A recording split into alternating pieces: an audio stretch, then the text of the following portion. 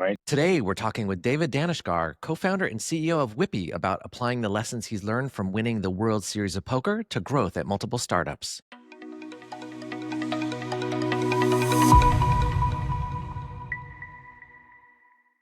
Welcome to Beyond SaaS. I'm Jason Niedle, founder of Tethos. We act as a fractional CMO with a team for tech companies, helping them solve revenue challenges through effective, guaranteed marketing.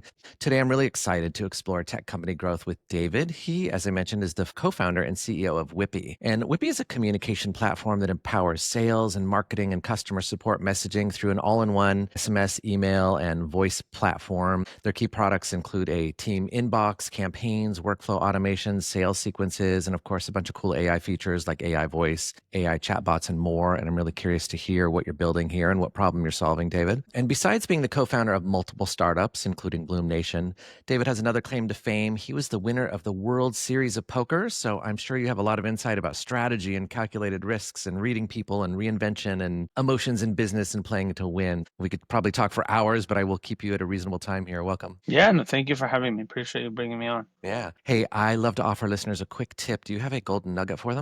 Yeah, so my kind of playbook in saying, I guess it's a mix of perfection is the deal killer, so to speak, and just fake it till you make it. So I think in poker in those companies, and I'll advise for a lot of companies, I think people, it sounds like what ends up happening, especially in the software side, but in any business, is people kind of no, they dream up a business, and rather than actually executing as early as they can to validate the idea, they make the perfect business, they put the marketing plan together. I mean, it's kind of stuff that you read in business school.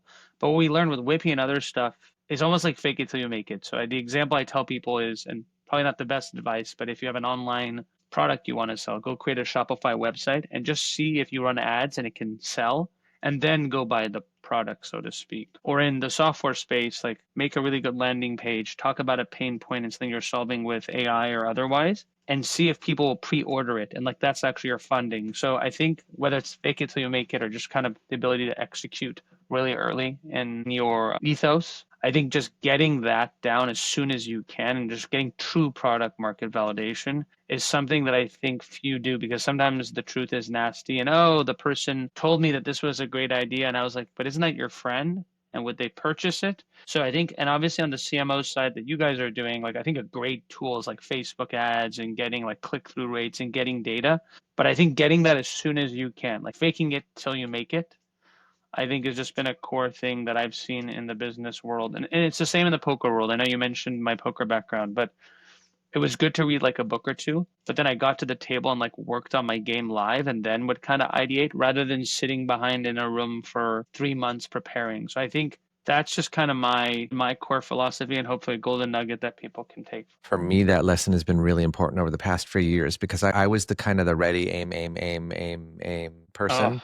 And I would think through things until they were perfect. And then by that time, it was too late, or they weren't ever really perfect. I was just thinking they were. And I've changed so much more to realize that feedback loop of like, if you're target shooting, when you fire, my kid got a BB gun for his 10th birthday. If you fire and you see, oh, well, the sights don't line up, it goes left every time. Well, then you can adjust. But if you sit there and think about you're going to fire and you only fire at the very, very last minute, then you lose. And I think for me, that's just been a crucial lesson. So I love what you said. yeah, no, I appreciate it. Yeah. So tell me about Whippy. Yeah, so I think what you said, I mean, the main place to touch on for the people now is kind of just we're probably one of the earlier ones to get into the AI agent space, but specifically with kind of more like industry specific use cases. So one you can think of is people might use us for customer support. People might use us in the restaurant world, right? When people are ordering, in staffing. And so we have a software that does four main things. So one of them is the AI agents that you guys are seeing in the world as well. One is a messaging inbox.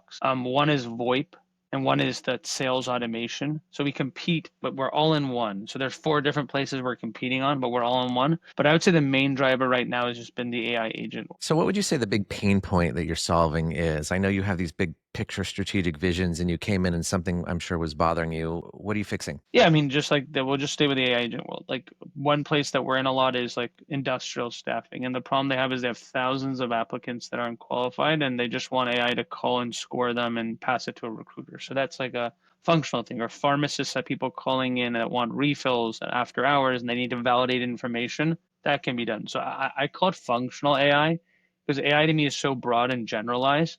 But at a core, it's like solving that bottom 50, 60% of minutia that people are doing, whether it's via SMS, whether it's via the phone, so that those people can be more productive. And so those are like a couple of just core use cases. Or if you're a restaurant and everyone keeps calling in and asking where their delivery is, you have to go to your point of sale, see what, like, those are kind of the core places right now. But we let our customers lead us. So when we work with people, we let them kind of help us kind of customize the solution. And then we make it really industry specific. We get a use case study, integration, trade show, then we just verticalize it. That's what I was thinking. Are you finding your niche, your product market fit by vertical? Because it seems like that's the way that you really solve the problem. Yeah. No, that's a good question. So even though we have these four core products, again, we have messaging, we have voice or phone, we have AI agents, we have sales automation. That's just a lot. For people, it's very hard to do a demo successfully. So what we realize is each industry uses maybe one or two of those products and the language they speak is different. So like if you go to a trade show and someone asks you what Whippy is, I've realized at maybe an education tech world versus a contact center show versus a dentistry technology show, what Whippy is actually going to sound like is a little bit different to each. Yeah, that makes sense because I'm trying to wrap my head around it more broadly. And it sounds like what you're saying is that concise problem solving description is kind of industry dependent. Yeah, and again, it's just like, again, in the world of recruiting, we call one of our products an AI recruiter. In the world of pharmacy, we call it the AI pharmacist, right? But what they actually do, a recruiter and pharmacist, do two different things. In the legal world, like AI is proving to be very valuable, at least in our world, for like intake. When someone gets in an accident, there's 20 minutes of intake. And what's the problem there? They got in an accident at midnight and no one's available. What's the other problem? A lot of them speak Spanish or they speak Tagalog and that person doesn't speak it. So like as you kind of pinpoint this, the real question then goes to what I told you in the beginning. Is it a problem that's big enough that people will pay for? And is it the solution sticky enough that they'll use it in the everyday world? And that's where we have to validate the ideas. Yeah, 100%. So how are you growing? Tell me about growth. Yeah, so on the marketing side, which I know obviously is where you say focus, a lot of it's still outbound sales. So like I think our growth has mainly been our number one channel is outbound sales, making cold calls, going to trade shows. That's been the main way that we have grown. And then now a lot of it's coming from like SEO and inbound. So we have a lot of landing pages on integrations that we have or use cases that we do. And so inbound has slowly become another channel. And then the direction we're moving to a lot is partnerships. So a lot of the direction is coming from integrations, whether that's them sending us clients or them white labeling our software. So channel partner. It's interesting. I don't know what the trend is. Maybe it's luck or maybe not. But I think my last 3 or 4 podcasts, I keep hearing partnerships as this growth methodology. And there's something pinging me like, okay, do I need to be thinking about that more in my world as well? But I just keep hearing partnerships over and over again. And it's really interesting. My last guest said it's 100% inbound and they're not doing any outbound. And then you're doing more of the outbound. So I'm not drawing any trends on what tech companies are doing in terms of in or outbound. But I do keep hearing trade shows a lot more than I had heard in past years, especially from tech companies, which is interesting. Like we're selling this technology that theoretically replaces humans by being face to face with humans. Yeah, I mean, we don't actually think that we're like replacing humans, so to speak. I think there's a long way for that to kind of work. The minutia that happens, like obviously on sales, people are touting these sales. It's not working very well. I mean, I think ours are a lot more support. But I think to answer your question, like trade shows to me is still outbound. You're getting out there, you're knocking on doors. So is cold calling, so is cold emailing, so is LinkedIn messaging. So I don't know about the gentleman or lady who was 100% inbound. I'm jealous of that. I'm envious of that. I would just tell the audience or whoever's listening, if it's SaaS, the 2 companies we've started and a lot of the ones that I've helped kind of advise, it's hard to start with inbound because inbound is not as scalable as outbound. So the thing was inbound starts and it's referrals and then it's this, but it generally inbound generally starts to taper off, where outbound is a machine that you can kind of put more money in and it kind of scales, not linearly, but somewhat. And so I would tell people it's usually, at least my preference, to start with the hardest thing first. I love to think about like Google Ads as a volume knob, because a lot of times you literally, test it at a low dollar amount, find something that works, and then just turn up your volume knob. And obviously it does hit a plateau at some point. Like, have you found any tips or tricks in the inbound lately that are starting to work for you? Yeah, so I think I don't think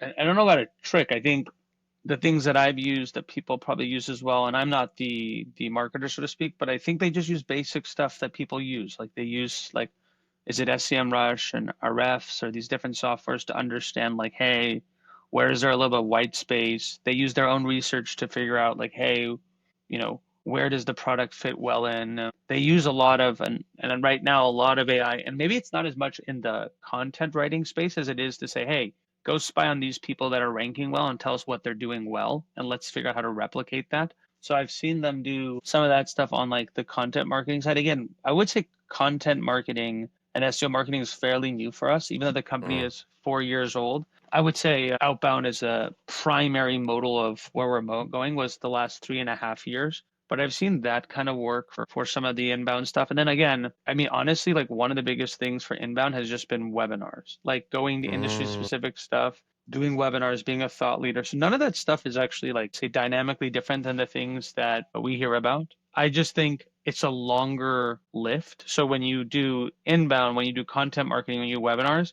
I would assume that you're going to see like, you're going to put this effort in here and you're going to see the fruits of your labor. I don't know what it is going to be a year later. But if you're a bootstrap startup, which we are, which is probably the fundamental difference between us and other people, we don't have a year to wait to recoup money. We'll be out of business. So I think that's why when we started, it was cold outbound, it was like pre-selling, it was contracts, it was payment up front, because that's the only way for a company like us to scale. And I think that's really important for the viewers to understand. Like that means you really have to have some product market fit. So Hmm. where Yeah, my there's last no company, screwing around. Like it has no, to no, no, work, right? no. I mean, where my last company, Bloom Nation, we'd raised over $20 million, and I think, and I haven't been there for a couple of years, but I think up until when I left, the company was still in the red, right? Mm. Like growing, but in the red. And I think here we've never had a red quarter at Whippy because we just literally can't afford to do that. So I think the difference between how a venture funded company runs and how a bootstrap company comes has been a paradox, which has been really interesting for me to kind of be under the hood and see both sides. What I think is interesting on that venture side of things is they're okay betting that 90 or 95% of those companies will fail and always stay red, but for the unicorn that comes out and gets them 100x or whatever. And is that a healthy model for companies? Because the healthier model would be to say to do what you're doing and make sure that it works. You have product market fit. It can be profitable. People will pay for it, right? But on the other hand, the money can help supercharge you and help you grow faster. So I it's like an guess. interesting combo. Yeah, I guess it really matters on like if you're building a hardware, does it matter? Yes. If you're in some like Uber Lyft race for ride sharing and like network effects, like being the Facebook world, the Uber world, or a marketplace world, then yeah, it might be. I don't know. But I think in like the other advantage we have right now that we didn't have 10 years ago is just how much easier it is to build platforms now. How many no code tools, how much like our developers, by the way, at Whippy are like 2xing productivity with like these AI co-pilots. So there's just like so much going on that wasn't available a decade ago. And you hear it all now. I mean, whether it's going to happen or not, all you hear in these like side forums is like, oh, AI and productivity is going to allow 5 people and one person, $1 billion companies. Like, is that going to happen soon or not? I don't know. The jury's out. I keep hearing that. Yeah, but the point I think I take from it is, and let me know if you think anything differently, you can probably do more with less. Like that's the general, I always take things with a grain of salt, but you can do more with less. So if you did want to do a AI architecture, an omni-channel messaging tool and bootstrap it, which is what we're doing, we just kind of decided now is a time to do that and hold control of our company. Yeah, it's an interesting time because we can look at the world as if, okay, AI is taking jobs, or we can look at the world as AI is making each of us that much more productive. And obviously, as entrepreneurs, we're seeing oh, cool, we can, do what with 10 people, what would have taken 20 or 30 people before, and now we can build this bigger company. How are you looking at that for you and for your growth? And in that, you mean just kind of with like the productivity and how we're Yeah, AI scaling and and productivity and yeah, yeah, scaling. yeah. Yeah. I think it's what you said. Like again, going back to like AI is replacing people's jobs, and like it, I'll tell you how I think about it in a sec.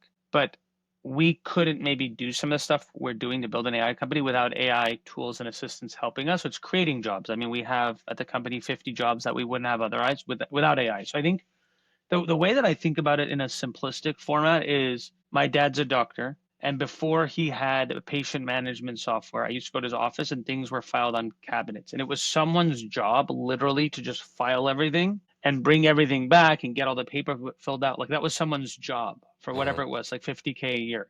Now when they come in their digital forms, it goes in a computer, like they can even see some of the results on their own technology. So like, does that mean that we're worse off because someone's job is no longer there? I mean, I think my gut is that that person can be used more efficiently for something else. So like if you're a team of 5 people or 10 people in my dad's medical office, you can actually become a bigger business because that person isn't necessarily needed and maybe someone else can be in the labs. So that's the way I kind of think about it. And I think we have these like seismic shifts. Some of it's digital, obviously, some of it's the internet, some of it's our smartphone, right? Where right now it's like wild to think that like I had to go run back to a computer at home to answer this. So we see these like seismic shifts that just make people that adopt them like that much more efficient. And you're right, like people that don't kind of get lost in the shuffle. But that's like the, I don't know, maybe that's That's the the new, evolution yeah, that's the of new the world Freudism. Yeah, always. exactly, Yeah. exactly. That might be, If you don't adapt, you're the yeah,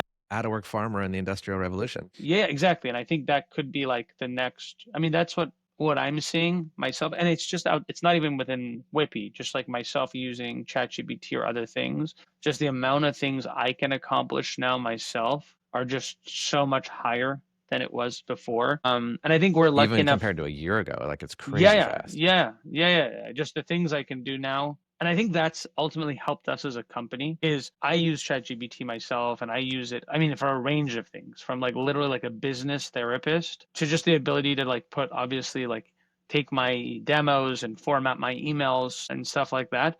But I think the point I've seen is that evolution has gone to our industrial staffing people that staff for janitors and made them more open because their children are using it and they see it and it's more accepted. So I think this is a really good time to be kind of in this space because people, even a year ago when we were, pushing harder with this, people were more hesitant.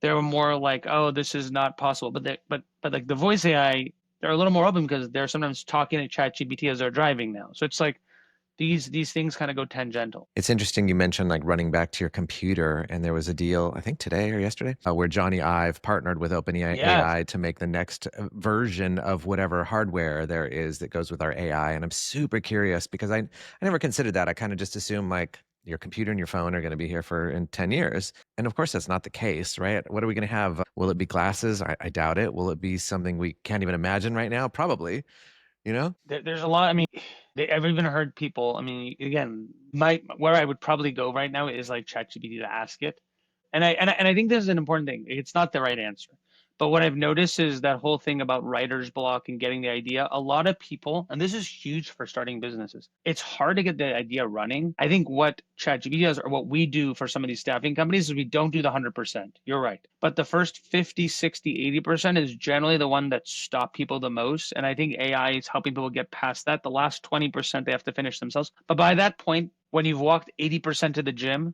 you're not really going to turn around. And I think that's kind of what AI has helped us kind of accelerate. Yeah, that's a pretty great analogy. So, if you look at the internal constraints for your growth, where are you constrained? What would you walk in and fix to have faster growth? I think in the end of the day, one of the things, well, let me answer your question. I think a lot of that ends up always coming back to like sales and like acquisition and can we move faster? I think on the product side, we're doing a good job on the support side, but I'm always, how do you move faster? And it's a lot of it is on go to market, I would say.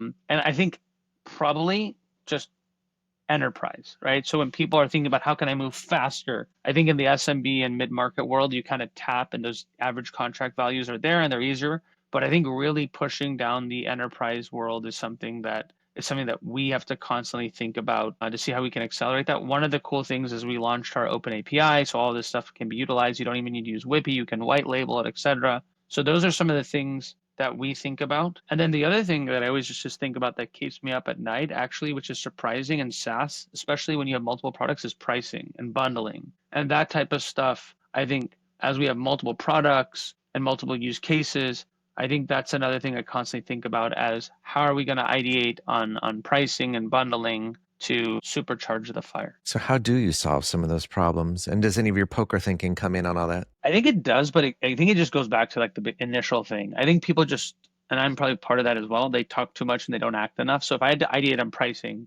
there's like 100 books I could read, but probably the first thing I would just do is just get in a call with someone and just pitch one version of pricing and just see like Mm. how, and then maybe that's the poker side. Like, how do they react? Yeah. Are Do you they jump in interested? on sales calls still? I do a good number of those sales calls myself still. Because So again, you're getting that real feedback. I'm getting that real feedback. I watch a lot of them. Everything's recorded as well. But I really do think, like, I'll be honest with you, like having the camera on versus off is a huge thing in sales. Even though, like, in the old world, it was in person and now it's on Zoom. A second thing I would just tell you is there was an enterprise company that we're looking to work for or go work with. And it looked like we might be losing that deal. And I just hopped on a plane and flew out there. And the old school world, you think, like, I'm in town. Are you available? Or the whole like whiskey and cigars, like whatever you like. I think the one thing I will tell you is even though the new world is AI and automation, the way that especially in the enterprise world, relationships matter and that matter. The old school world, I think being good at that might still keep you as a dominant force because people will lose that skill. And it's the same thing I hear right now in like the dating world. Like this is dating, Mm. but you hear it all the time. Like everyone's online and everyone's swiping and like no one's actually going out and striking a conversation. And if you still have that, whether it's dating or like you're out for dinner and you're making business development, meetings at a convention and out at the bar having a burger next to someone and learning about them, I still think that stuff that is how we build companies. Over the pre-AI, pre-internet phase, I think still stand out. I think I'm going to put somewhere in my office, like jump on a freaking plane, because I like that as a metaphor for all of it. Like, are you willing to get the sale done, right? How willing are you to do it and just jump and make something happen? It's kind of the ready, aim, fire thing we talked about in the beginning. It's commitment, it's relationships. Like there's so much tied into that. Like it's such a good little encapsulation of all that. Jump on the freaking plane and close the sale, you know? Yeah. I love it. So, what other things do you wish leaders knew about growing sales? I've seen some of your other podcasts and other materials. You have a lot of tips, and what should we be thinking about as we're growing sales? Well, I think the one thing I don't know if they're like sales people that are running sales or they're founders. The one thing that I just constantly proves to be true is that things don't scale linearly. So it's like when you're a founder led sales and you're doing all the things, and you're like, hey, I'm getting, I don't know, I'm bringing X number. When you bring 5 sales reps, it's never 5 times that number. Even if the technology gets better, even if the sales collateral gets better, that's never proven to be true at any company or any of that my friends have founded. Mm. So I think you have to anticipate like how important like early documentation is and early training is. Maybe getting a senior rep or getting a manager in or earlier stuff like that, because no matter anything I've seen or do, I just noticed that never scales linearly and you need to take the right steps. And you also, like when you build projections, which a lot of people do,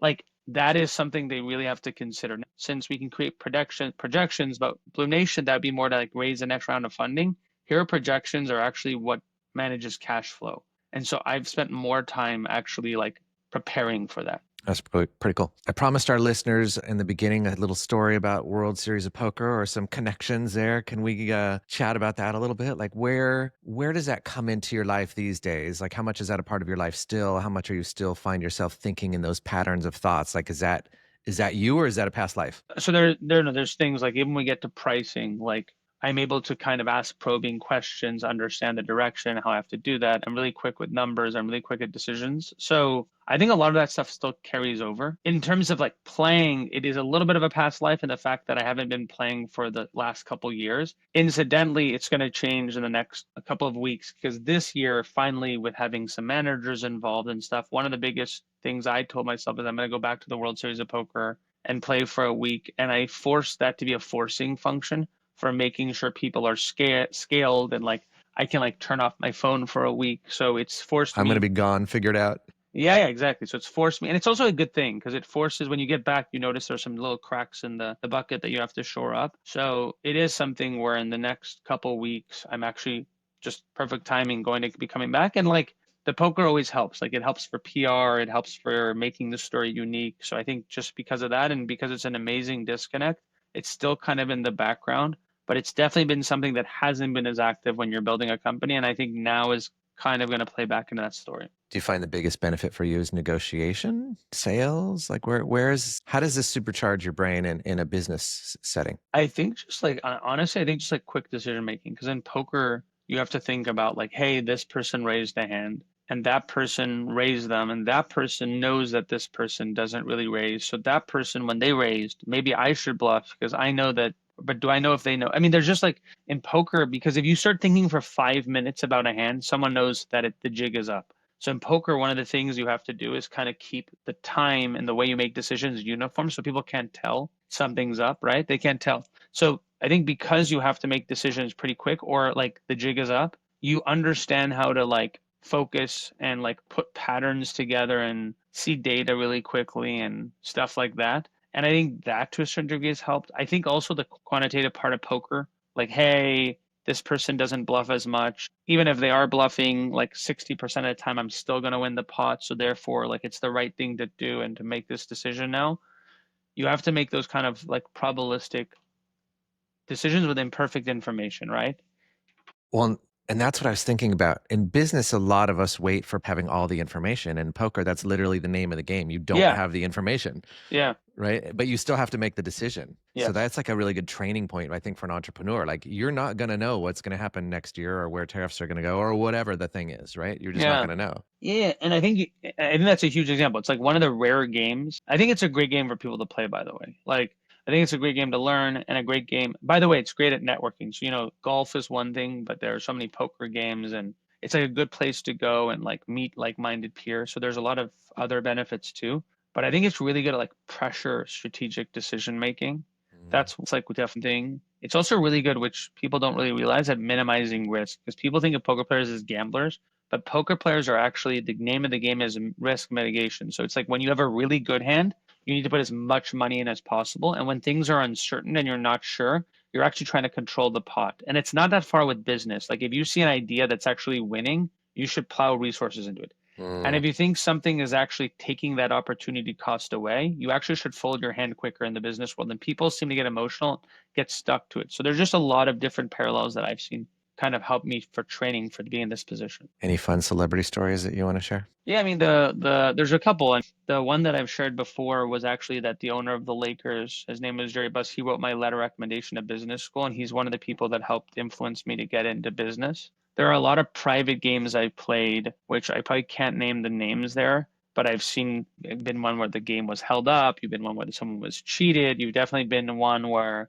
Held up you as know, in with a gun? yeah. So you kind of see those stuff in those celebrity Flagrant, games. flagrant cheating? Yeah, I mean, I think it was to the point where the person who was running the game had to give you a refund because it was. I mean, and again, you just kind of see these things, and again, they're microcosms for the real world, unfortunately. So it's like it is kind of this like Truman Show world that you kind of seem to learn. And I noticed people who play poker, they just like grow faster, I would say. Also, there's the idea that like when I was playing poker, again, when I was a professional, I'm 40 right now. I was 20. So I think at that point, you're traveling the world, you're meeting people, like you're growing faster, I would say. But there have been a lot of people along the route which have influenced kind of the business decision. One regret I had is that I wish I'd made more of an effort to network when I was playing at that highest level. And instead, I was just kind of there to just take the money. And so, yeah, I mean, I think that's a life lesson for everything. Like, you never know who you're with, but when you're in a situation where you're at a SaaS event or you're at customers or at trade shows or whatever, I think just leveraging and making the most, because you never know, could help you for your next business. Would making some of those relationships have hurt your income? Or are you just stone cold there? Probably would have helped it because I think there's a common thing that like people, if you're a winning player, people don't want to play with you. But if maybe you're winning a little bit less in the short term and they like you, Play they're longer, gonna play more games? play longer. Exactly. So I think there is kind of a more of a strategic play to it. And I remember when I was playing with Jerry Buss, like we're playing on a one-on-one tournament at the Bicycle Casino in Los Angeles. So it's like it was one of those tournaments where you play one-on-one, and it was a rare format where it was the best to win three one-on-one games wins. Wow. I on purpose slowed the game down so I could talk to him, so I could pick his brain, and I ended up getting invited to his box and his house, and he wrote my letter recommendation. In that moment, it was just that I was so enamored by the Lakers and what they'd done that I wanted to really relish that moment. And it was one-on-one, so I could control it, so I could slow it down. So I think there are probably other opportunities in life where I wish that I kind of like, slowed it down and took advantage of it just for what could possibly come later. I love that. Any final thoughts here? Any final things we should chat about? No. I mean, I think if anyone wants to learn more about Whippy, they can go to www.whippy, which is WHIPPY.ai. They can just take a look there. It's usually the best way to find more about what we're doing, and they can find me on LinkedIn too if they have any questions or things I can help with. I'm always there and helping. But I think a lot of the stuff we went over here truly is some of the stuff that I've used to be able to be in the position that I'm in now. So hopefully it helps other people. I think it's great. So Whippy.ai, and that's David Daneshgar on LinkedIn. David, thank you so much for being on Beyond SaaS. For the tech leadership out there, we're committed to exploring tech growth. And as I mentioned earlier, you can find me, Jason Niedle, at tethos.com, where you can grab that hyperscale playbook at tethos.com/playbook. If you got some value today, please share and drop any questions, comments, likes. I appreciate all that. Until next time, this is Beyond SaaS.